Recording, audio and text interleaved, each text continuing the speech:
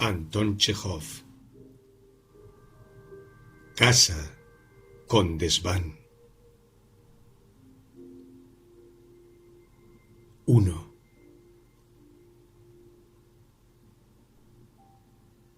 Ello sucedió hace unos 6 o 7 años, cuando yo vivía en uno de los distritos de la gobernación T, en la propiedad del terrateniente Belokurov, hombre joven que se levantaba muy temprano.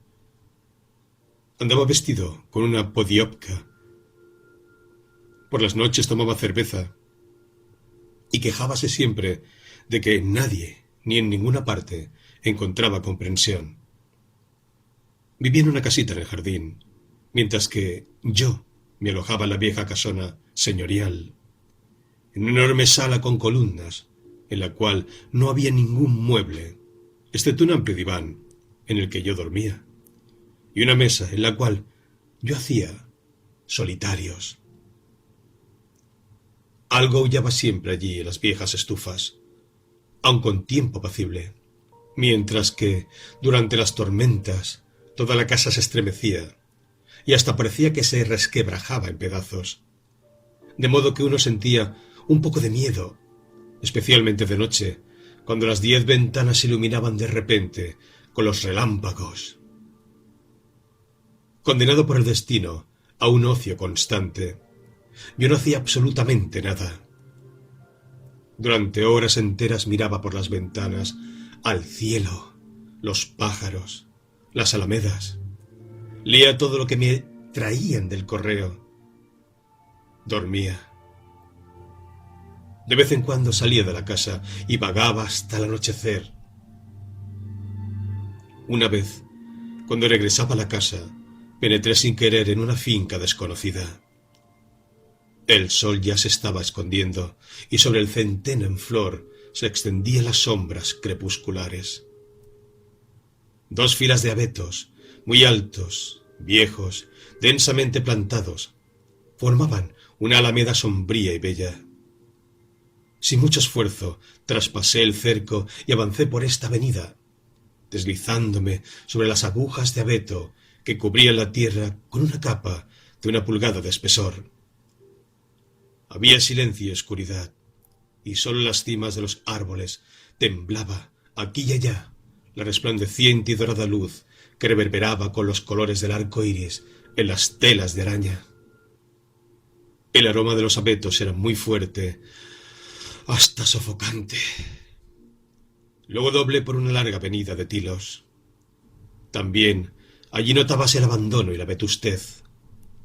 El follaje del año anterior rumoreaba tristemente bajo los pies, y entre los oscurecidos árboles se escondían las sombras. A la derecha, entre los añejos frutales, con voz débil y con poca gana, cantaba una oropéndola, que también debía ser viejecita. Pero ya terminaron los tilos.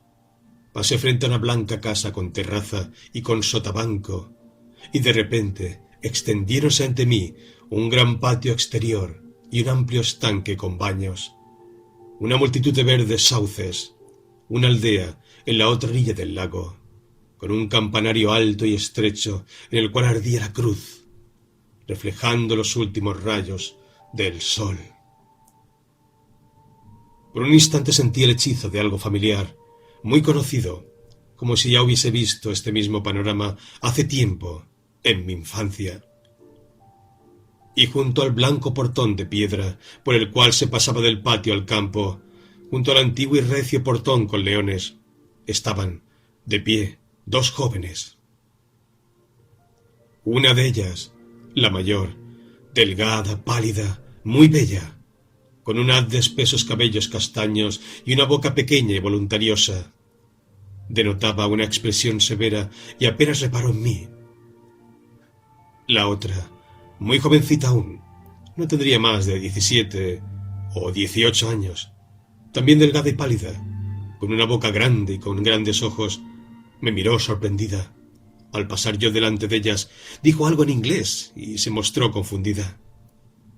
Y me pareció que también estos 2 agradables rostros me resultaban conocidos desde hacía tiempo.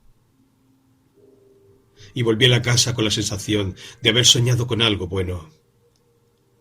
Poco tiempo después, en un mediodía, paseábamos Belokurov y yo cerca de la casa cuando inesperadamente, con un suave murmullo sobre la hierba, se acercó el coche con resortes en el cual venía una de aquellas jóvenes. Era la mayor. Realizaba una colecta en favor de los campesinos víctimas de un incendio.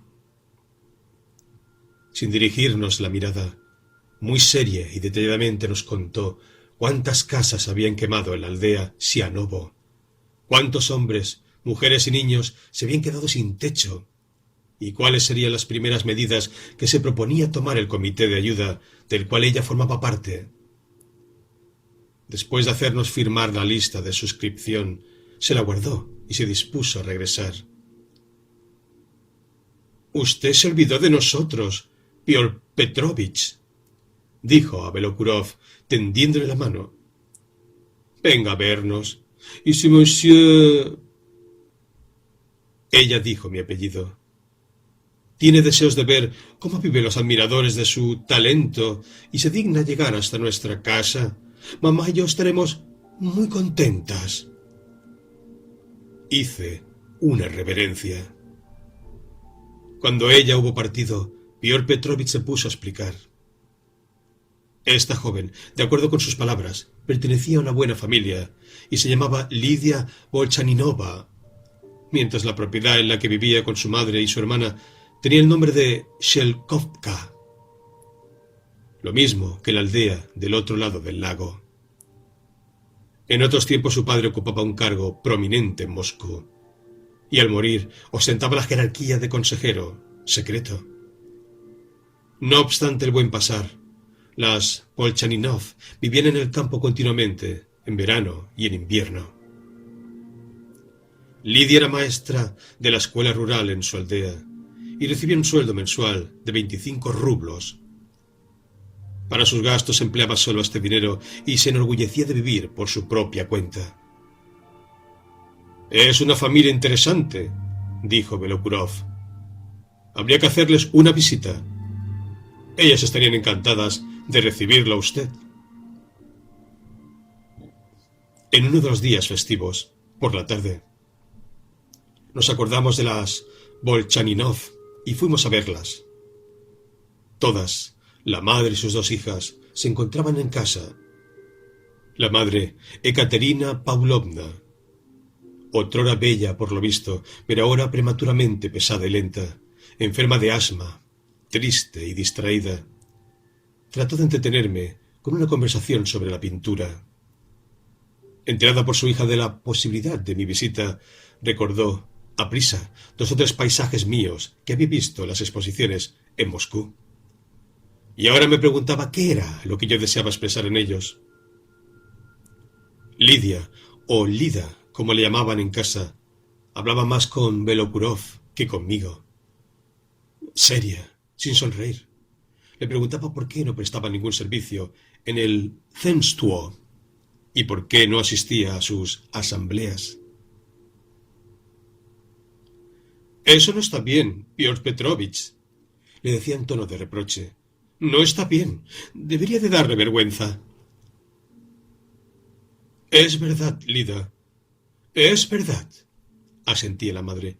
«Eso no está bien». «Todo nuestro distrito se encuentra en manos de Balagin», prosiguió Lida, dirigiéndose a mí. «Es presidente de la dirección general. Repartió todos los cargos en el distrito entre sus sobrinos y yernos, y hace lo que le da la gana. Hay que luchar. La juventud debe formar con sus elementos un partido fuerte. Pero ya ven ustedes qué clase de juventud tenemos. Debería usted de avergonzarse, Piotr Petrovich». La hermana menor, Yenia, mientras hablaba de Zemstvo, permanecía callada. Ella no tomaba parte en las conversaciones serias. En la familia no la consideraban adulta, aún, y le llamaban Misus, como a una pequeñuela, porque de niña ella solía llamar así a la Miss, su institutriz. Me miraba con curiosidad, y cuando abrí un álbum de fotografías, me daba explicaciones. Este es mi tío. Este es mi padrino. Señalaba los retratos con el dedito, rozándome infantilmente con el hombro, y yo veía de cerca su pecho, poco desarrollado, sus finos hombros, su trenza y su cuerpo delgado, muy estrechado por el cinturón. Jugamos al croquet y al lawn tenis. Paseamos por el jardín. Tomamos té. Luego cenamos largamente. Después de la enorme y vacía sala con columnas, me sentí a gusto en esta pequeña y acogedora casa, en cuyas paredes no había oleografías y donde los criados los trataban de usted. Todo allí me parecía joven y puro por la presencia de Lida y Misos, y todo respiraba corrección.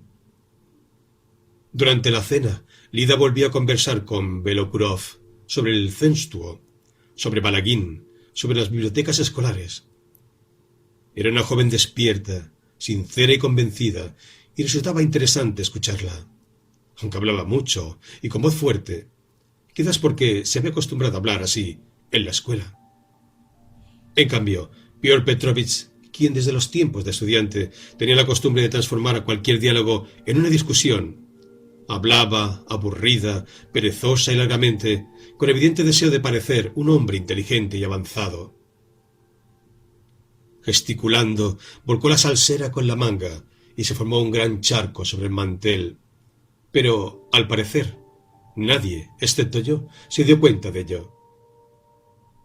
Todo era silencioso y oscuro alrededor de nosotros cuando caminábamos de regreso a nuestra casa. La buena educación no consiste en no volcar la salsera sobre el mantel, sino en no darse cuenta cuando alguien lo hace, dijo Belokurov con un suspiro. Sí, es una familia excelente y culta. Me quedé algo aislado de la buena gente. Ando atrasado, muy atrasado. Y todo porque estoy colmado de tareas, tareas y tareas. Y me habló de cuánto tiene uno que trabajar si quiere ser un agricultor ejemplar. Mientras yo pensé, qué hombre tan pesado y perezoso. Al hablar seriamente sobre cualquier asunto, solía prolongar con esfuerzo una y trabajaba de la misma manera que hablaba. Lentamente, atrasado, perdiendo plazos. Ya por eso lo hecho de que las cartas que yo le encargaba despachar en el correo, él las llevaba en su bolsillo durante semanas enteras. No podía creer mucho en su celo. Lo peor es, barbotaba caminando a mi lado, lo peor es que uno trabaja sin encontrar comprensión. Ninguna comprensión. 2. Comencé a frecuentar la casa de las Bolchaninov. Solía sentarme en el primer escalón inferior de la terraza. Me oprimía el descontento conmigo mismo. Me daba lástima de mi vida que transcurría en forma tan rápida y tan poco interesante. Y pensaba en que no estaría mal arrancar de mi pecho este corazón que llegó a ser tan pesado. Y mientras tanto, en la terraza se oían voces, el rumorcillo de los vestidos. Alguien daba vueltas a las páginas de un libro. Pronto me habitué a ver a Lida. Durante el día, atender a los enfermos, repartir limosnas, ausentarme a menudo a la aldea, con una sombrilla sobre su cabeza descubierta.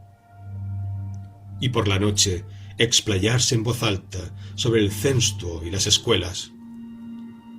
Cada vez que se entablaba una conversación seria, esta delgada y bella joven, invariablemente severa, de boca finamente delineada, me decía con sequedad: «Esto no le interesa».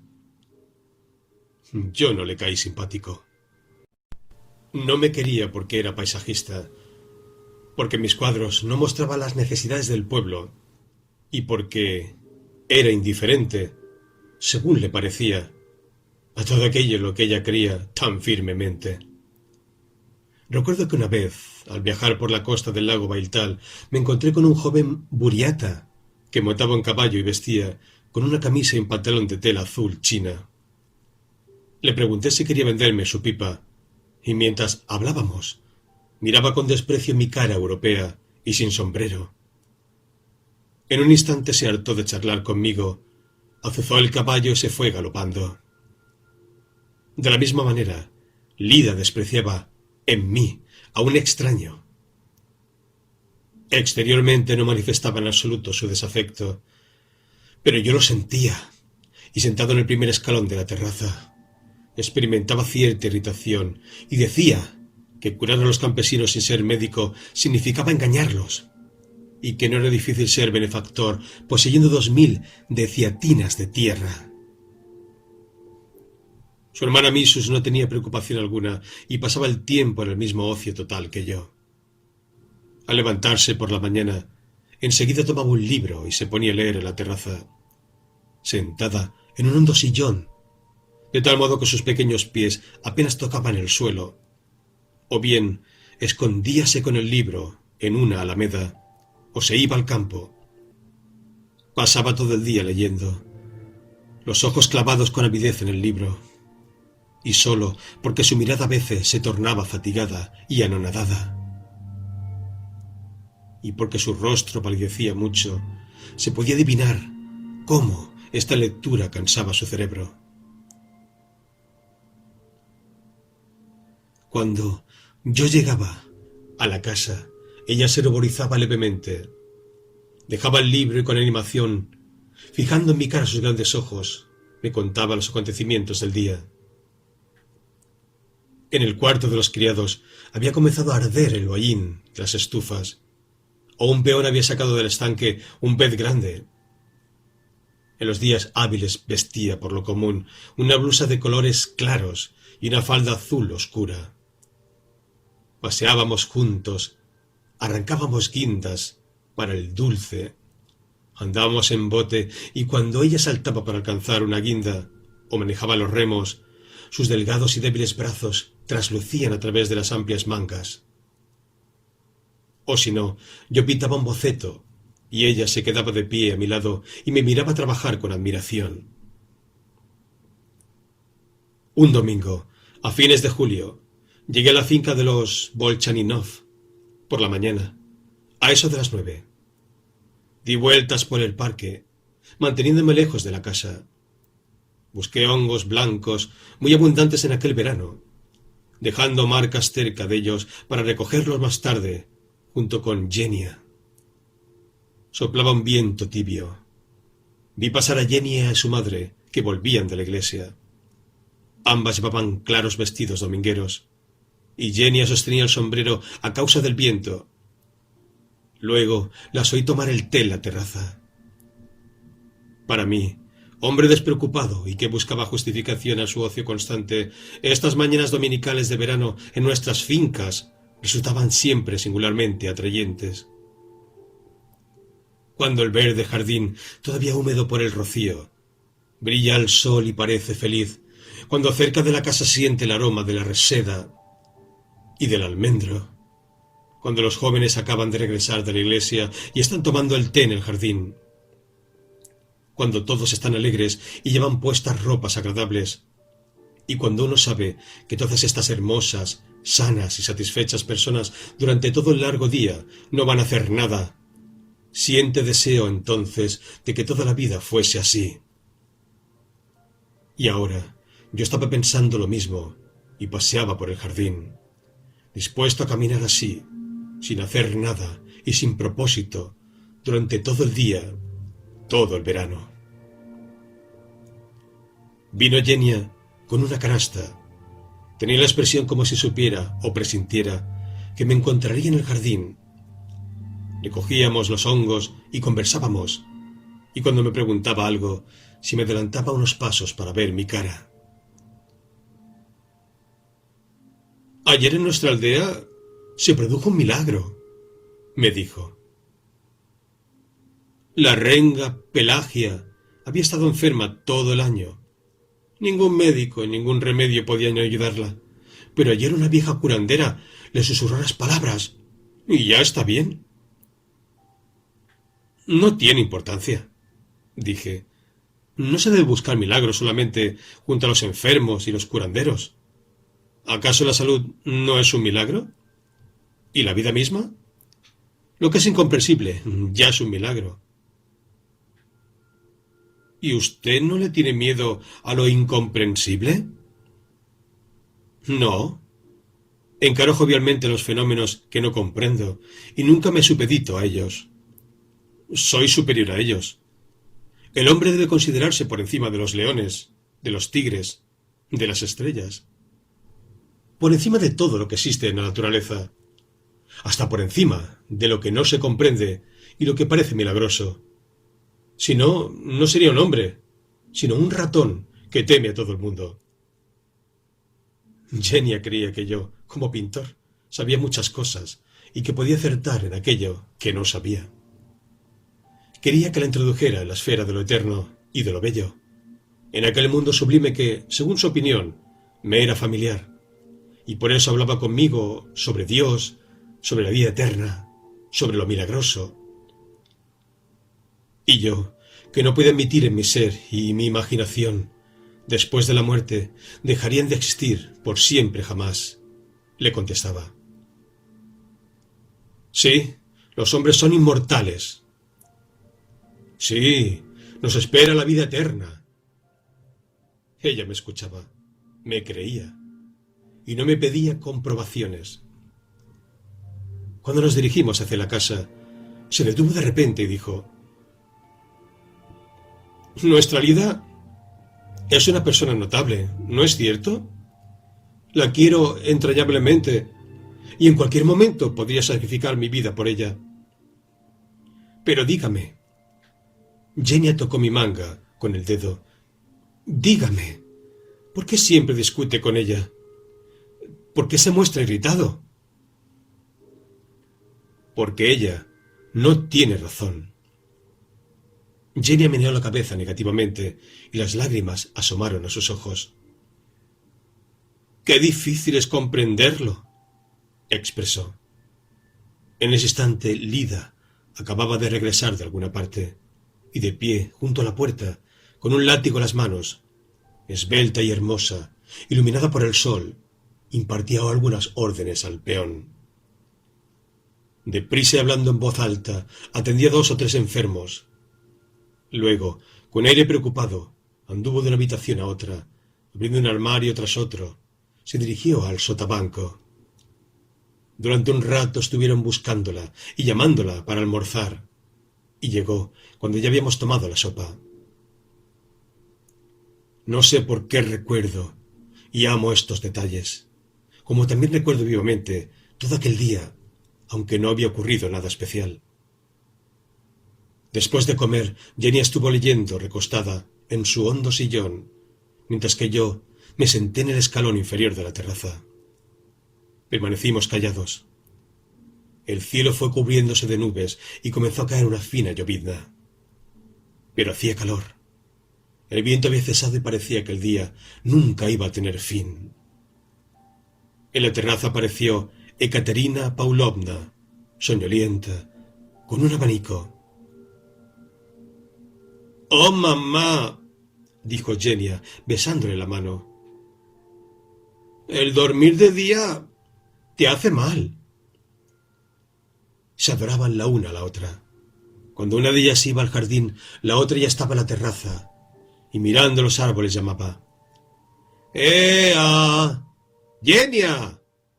«Oh, mamila, ¿dónde estás?». Rezaban siempre juntas. Las dos creían de la misma manera y se entendían bien hasta cuando callaban. También dispensaban el mismo trato a la gente. Ekaterina Pavlovna no tardó en acostumbrarse a mí y hasta se encariñó conmigo. Y cuando yo no aparecía por 2 o 3 días, mandaba averiguar si yo estaba bien de salud. También ella contemplaba mis bocetos con admiración y con la misma locuacidad y franqueza con que lo hacía Misus.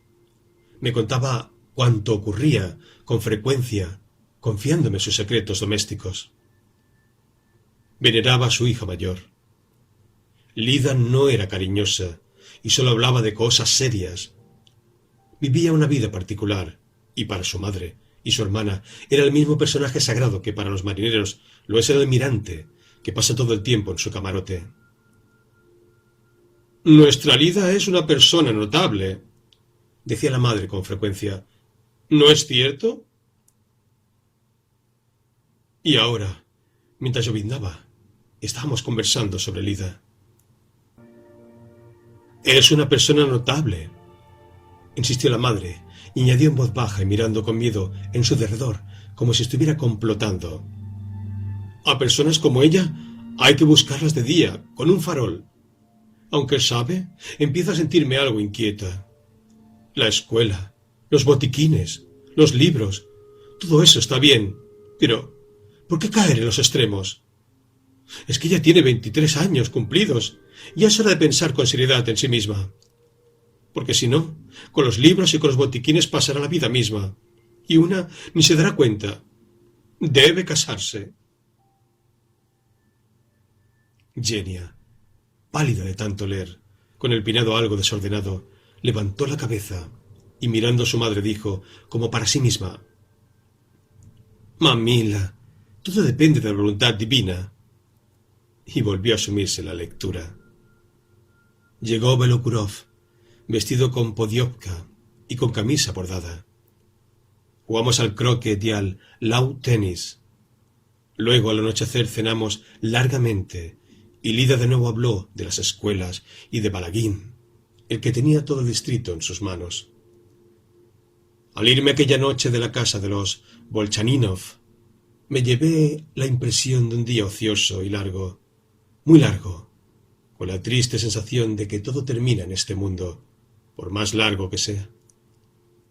Jenny nos acompañó hasta el portón, y quizá a causa de que ella había pasado conmigo todo el día, desde la mañana hasta la noche, sentí que sin ella estaría aburrido y que toda esta simpática familia no me era extraña, y por primera vez en todo el verano tuve deseos de pintar. Dígame, ¿por qué lleva usted una vida tan aburrida, tan incolora?, le pregunté a Belokurov por el camino.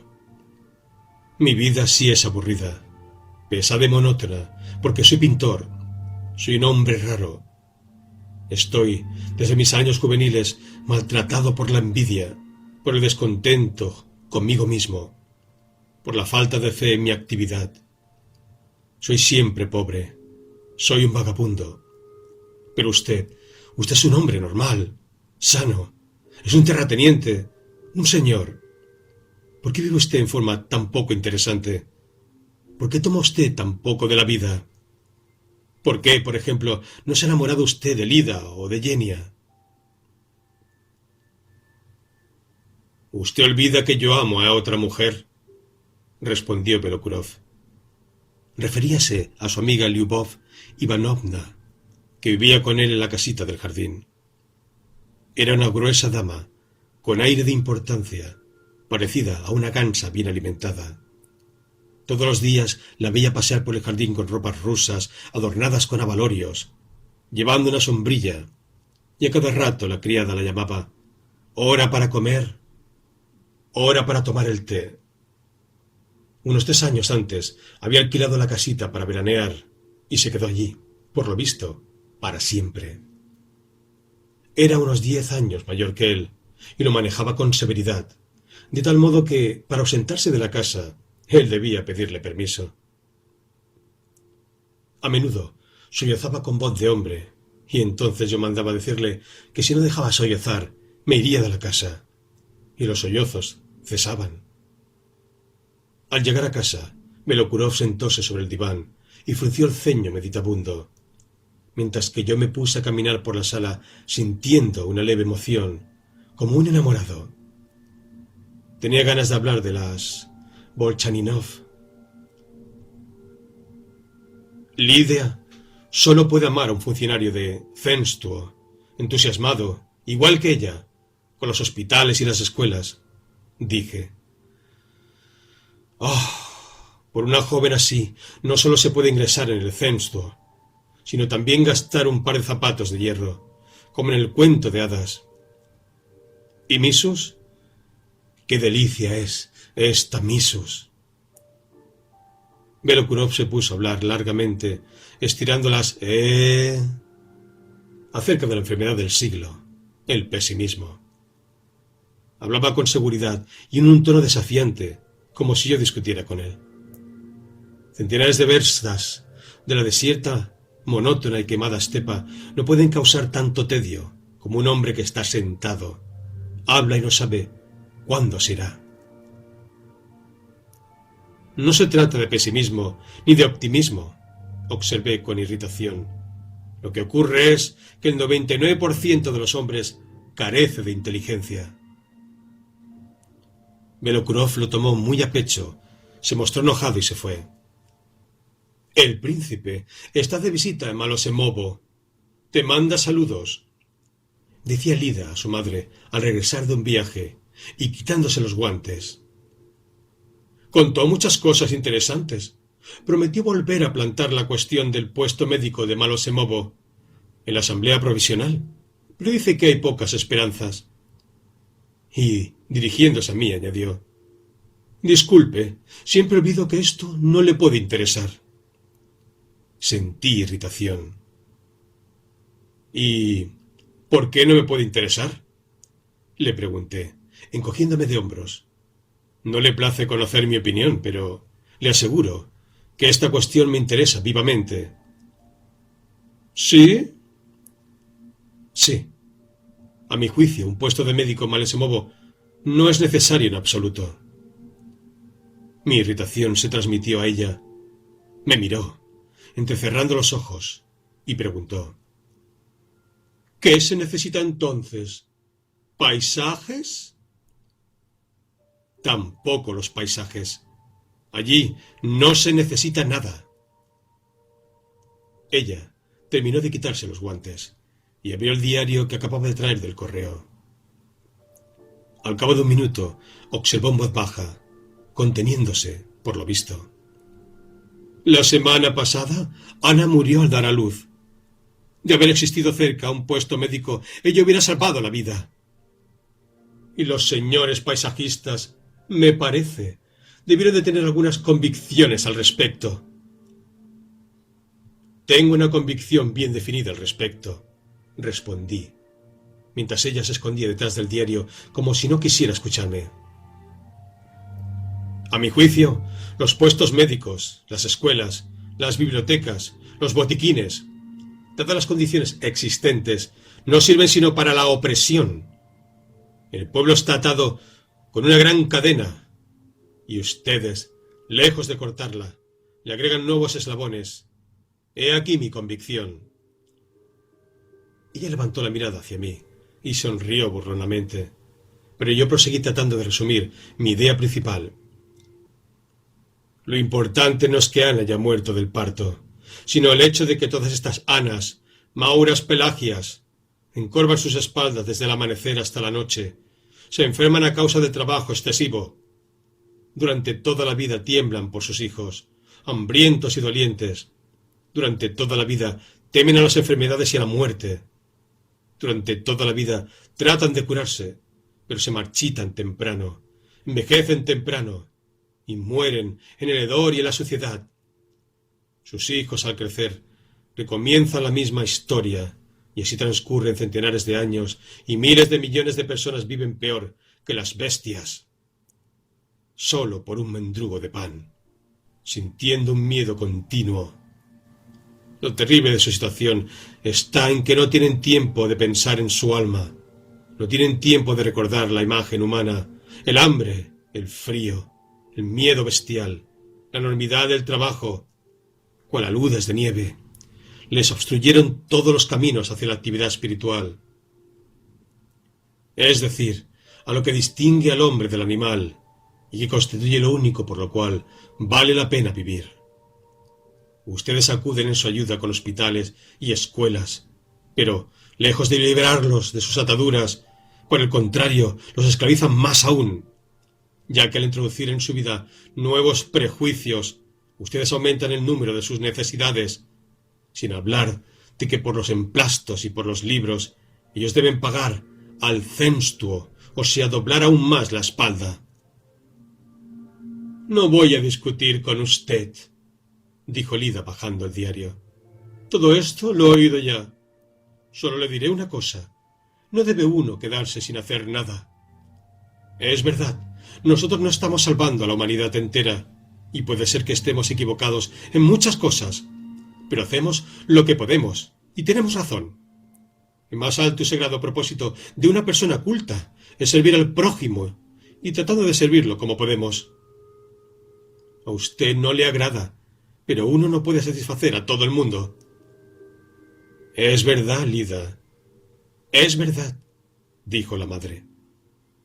En presencia de Lida, ella se mostraba siempre tímida, y al hablar la miraba con inquietud, temiendo decir algo superfluo o inapropiado. Nunca le contradecía, sino que siempre estaba de acuerdo. Es verdad, Lida. Es verdad. La alfabetización de los mujiks, los libros con míseras instrucciones y máximas, y los puestos médicos no pueden disminuir la ignorancia ni la mortalidad, de la misma manera que la luz. Las ventanas no pueden iluminar este enorme jardín, proseguí. Ustedes no aportan nada. Con su intromisión en la vida de esta gente, ustedes no hacen sino crear nuevas necesidades, nuevos motivos para el trabajo. Dios mío, pero hay que hacer algo, dijo Lida con fastidio, y por su tono se podía deducir que ella consideraba insignificantes mis razonamientos y los despreciaba. Hay que liberar a la gente del pesado trabajo físico, sostuve. Hay que aliviar el yugo, darles un respiro, para que no pasen toda su vida junto a los hornos, las artesas y en el campo, sino que tengan también tiempo de pensar en su alma, en Dios, y que puedan manifestar en forma más amplia sus condiciones espirituales. La vocación de todo hombre está en la actividad espiritual, en la constante búsqueda de la verdad y del sentido de la vida. Hagan, pues, que les sea innecesario el brutal trabajo de bestias. Permítanles sentirse en libertad, y verán entonces que estos libritos y botiquines son en realidad una burla. Una vez que el hombre sea consciente de su auténtica vocación, solo podrán satisfacerle la religión, las ciencias, las artes, y no estas menudencias. Liberarlos del trabajo, sonrió Lida. ¿Acaso ello es posible? Sí. Encárguense de una parte del trabajo de ellos. Si todos los habitantes de la ciudad y del campo, todos sin excepción, consintiéramos dividir entre nosotros el trabajo que en general realiza la humanidad para la satisfacción de sus necesidades físicas, cada uno no le correspondería quizá más de 2 o 3 horas por día. Imagínese que todos, los ricos y los pobres, trabajamos solamente 3 horas por día, y el tiempo restante nos queda libre. Imagínese también que, para depender menos de nuestro cuerpo y trabajar menos, inventamos máquinas que nos reemplazan en ciertas labores y tratamos de reducir la cantidad de nuestras necesidades hasta el mínimo. Templarnos a nosotros y a nuestros hijos para no temer al hambre y al frío y no tener que temblar constantemente por la salud de ellos, como tiemblan Ana, Maura y Pelagia. Imagínese que no nos curamos. No mantenemos farmacias, ni fábricas de tabaco y de bebidas alcohólicas. ¿Cuánto tiempo libre nos queda? Todos, en común, dedicamos este ocio a las ciencias y a las artes, de la misma manera como a veces todos los mujiks de una aldea se unen para arreglar el camino. Nosotros, mancomunados todos, buscaríamos la verdad y el sentido de la vida. Y estoy seguro de ello. La verdad sería descubierta muy pronto. El hombre se liberaría de este constante, penoso y deprimente miedo a la muerte, y aun de la misma muerte. Usted, sin embargo, se contradice, observó Lida. Habla de las ciencias, pero antes negaba la alfabetización. La alfabetización que solo sirve al hombre para leer los letreros de las tabernas y a voces, libros que no entiende. Esta alfabetización se mantiene en nuestras aldeas desde los tiempos de Rurik, Petrushka. Gogoliano hace ya tiempo que sabe leer, mientras que el campo quedó igual que la época de Rurik. No es la alfabetización lo que necesitamos, sino la libertad para una amplia manifestación de capacidades espirituales. No son las escuelas lo que necesitamos, sino universidades, Pero usted niega también la medicina. Sí. Ella solo sería necesaria para el estudio de las enfermedades como fenómenos de la naturaleza, y no para su tratamiento. Hay que curar no las enfermedades, sino sus causas. Anulen la causa principal, el trabajo físico, y no habrá enfermedades. No reconozco la ciencia que cura. Continué exaltado. Las ciencias y las artes, cuando sean auténticas, no aspiran a lograr propósitos temporales o particulares, sino que tienden hacia lo eterno y lo universal. Buscan la verdad y el sentido de la vida. Buscan a Dios y el alma, pero cuando se las ata a las necesidades y los problemas del día, a los botiquines y a las bibliotecas, ellas no hacen sino complicar y entorpecer la vida. Tenemos muchos médicos, farmacéuticos, juristas. Mucha gente sabe ahora leer y escribir, pero carecemos totalmente de biólogos, matemáticos, filósofos, poetas. Toda la inteligencia, toda la energía espiritual se fueron gastando para la satisfacción de las necesidades temporales, pasajeras. Los sabios, los escritores y los pintores están abarrotados de trabajo. Merced a ellos, las comodidades de la vida crecen cada día.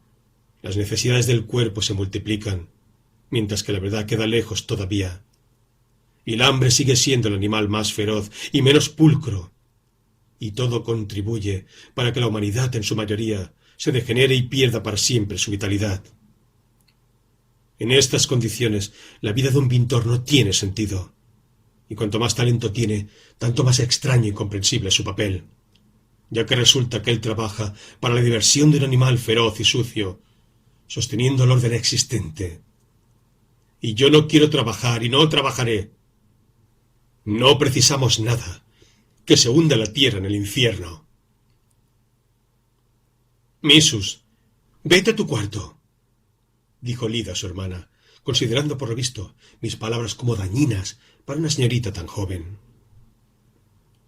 Jenny miró con tristeza a la hermana y a la madre, y salió. Estas lindas cosas se dicen comúnmente cuando quieren justificar su indiferencia, dijo Lida. Negar hospitales y escuelas es más fácil que curar y enseñar. Es verdad, Lida, es verdad, asintió la madre. Usted amenaza con dejar de trabajar, continuó Lida. Por lo visto, aprecia usted altamente sus obras. No discutamos más.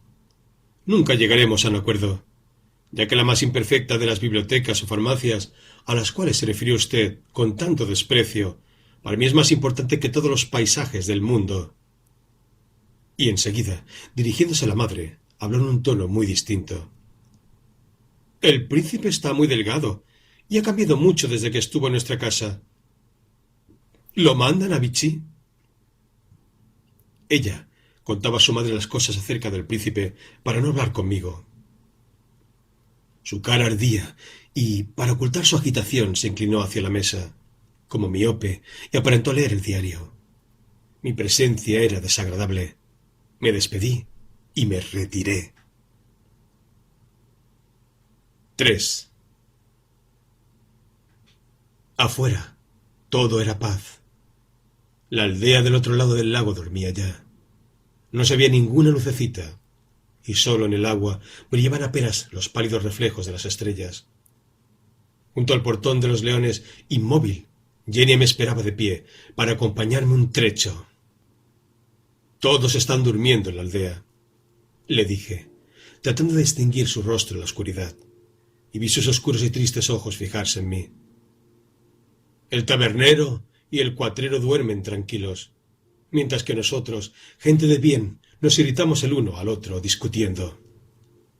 Era una triste noche de agosto. Triste porque ya olía otoño, cubierta por una nube purpurina. Salía la luna y apenas iluminaba el camino y los oscuros campos. Con frecuencia caían estrellas fugaces. Yenia iba por el camino a mi lado y trataba de no mirar al cielo, ya que el verlas caer la asustaba, no se sabe por qué. Me parece Que usted tiene razón, dijo ella, temblando a causa de la humedad nocturna. Si todos los hombres en común pudieran dedicarse a la actividad espiritual, pronto llegarían a saberlo todo. Naturalmente. Somos seres superiores, y si efectivamente tuviésemos conciencia de toda la fuerza del genio humano y viviésemos solo para propósitos supremos, al final seríamos como dioses. Pero ello no ocurrirá nunca. La humanidad se va a degenerar y del genio no queda ni rastro. Cuando el portón desapareció de la vista, Jenny se detuvo y me dio tan presuroso apretón de manos. «Buenas noches», dijo temblando. Solo una blusa liviana cubría sus hombros, y ella se encogió de frío. «Venga mañana». Sentí angustia al pensar que me quedaría solo, irritado, descontento con la gente y conmigo mismo. También yo traté de no mirar a las estrellas, fugaces.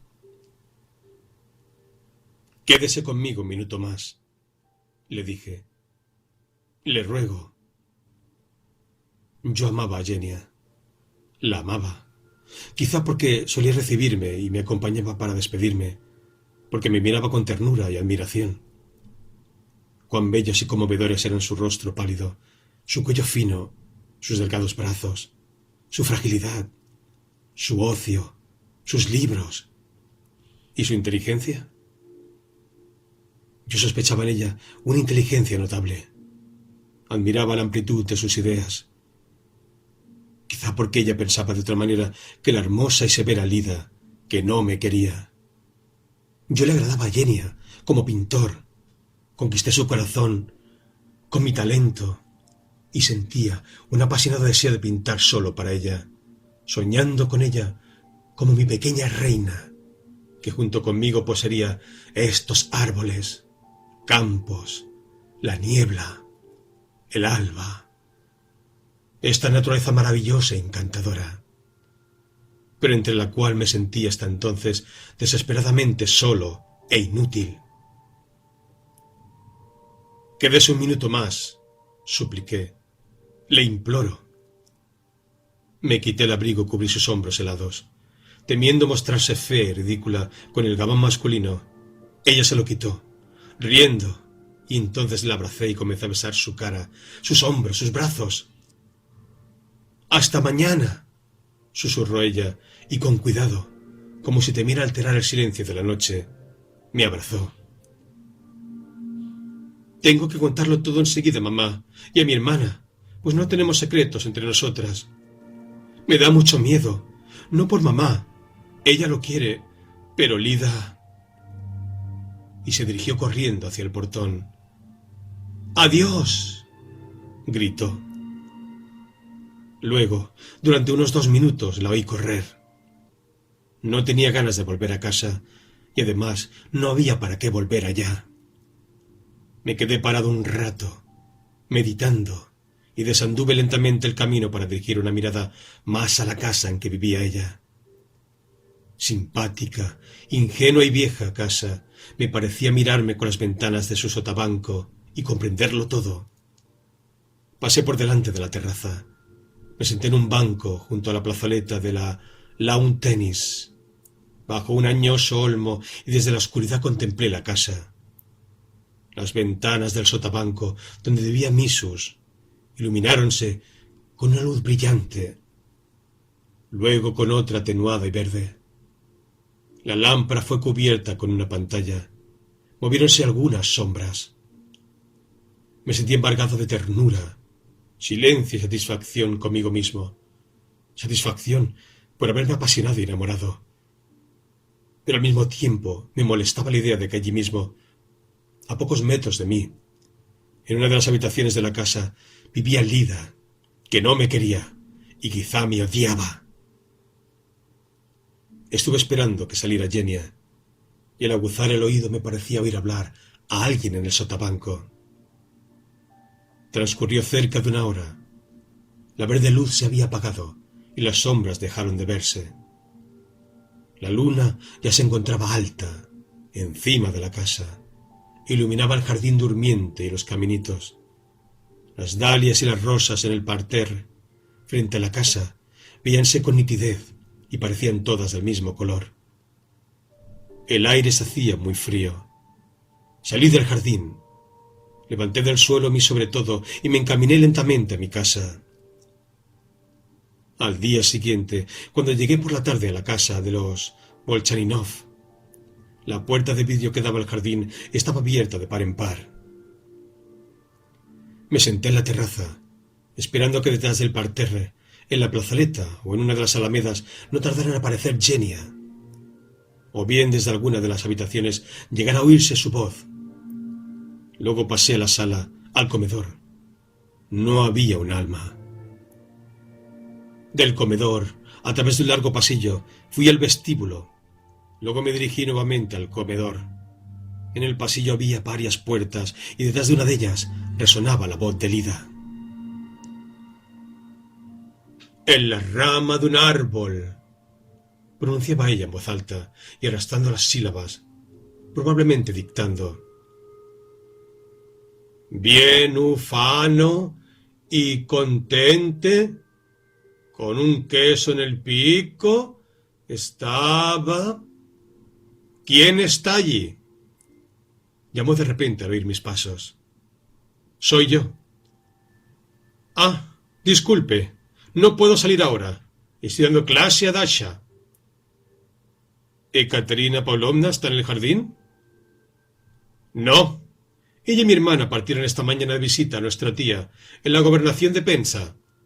Y en invierno probablemente irán al extranjero», añadió después de una pausa. «En la rama de un árbol, bien ufano y contento». «¿Escribiste?». Salí al vestíbulo y sin pensar en nada me quedé de pie mirando el lago y la aldea, mientras llegaba a mis oídos. «Con un queso en el pico estaba el señor Cuervo». Y me fui de la finca por el mismo camino por el que había venido por primera vez, solo que en sentido contrario. Primero del patio al jardín, por delante de la casa, luego por la avenida de los Tilos. Allí me alcanzó corriendo un chicuelo y me entregó una esquela. «Le conté todo a mi hermana y ella exige que me separe de usted», leí. «Estaría por encima de mis fuerzas a penarla con mi desobediencia. Que Dios le dé a usted mucha felicidad. Perdóneme.